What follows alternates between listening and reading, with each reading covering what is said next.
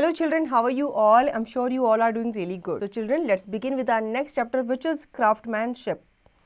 India is rich in art, craft and handicraft traditions. Each part of our country is known for its special art form. Choose the correct answer. बच्चों, हमारा जो देश है वो काफ़ी rich है art, craft and handicraft tradition में. हर part में कुछ ना कुछ ऐसे सीरीज़ पाई जाती हैं, ऐसे आर्ट फॉर्म पाई जाती हैं जो कि हमें क्या करती है, मंत्रमुग्ध करती है.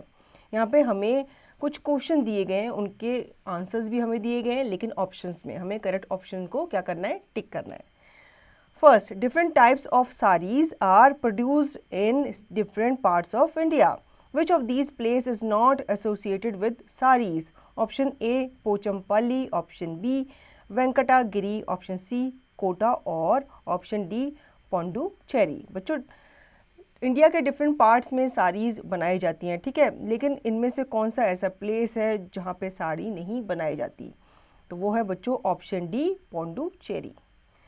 Second, the crafts of Phulkari, Kantha and chikan all refer to different types of silks, cloth paintings, embroidery और टेरिकोटा. तो बच्चों, जो फुलकारी है, कांता है, चिकन है, वो एक तरह की क्या है, एम्ब्रॉयडरी की फॉर्म है. तो हम सी ऑप्शन को टिक करेंगे.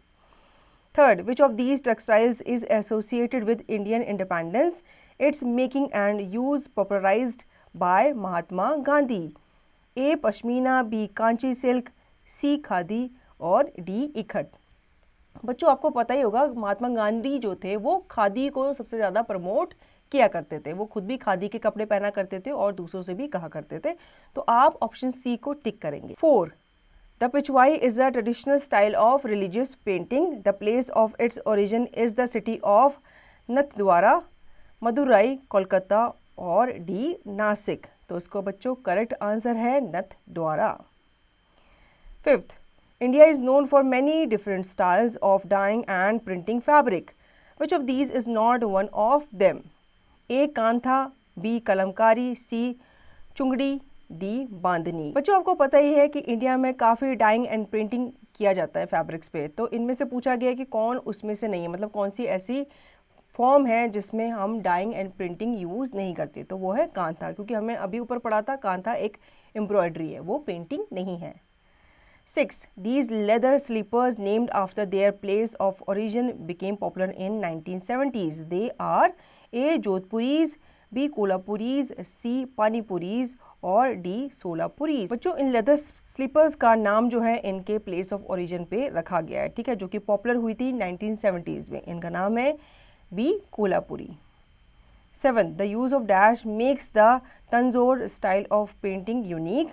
ए silver foil, B iron filings, C gold leaf और डी कॉपर वाइट. तो इसका करेक्ट आंसर है बच्चों option C gold leaf. 8th, which of these places is not known for its silk weaving, a tradition that goes back to ancient times? A. Kanchipuram, B. Banaras, C.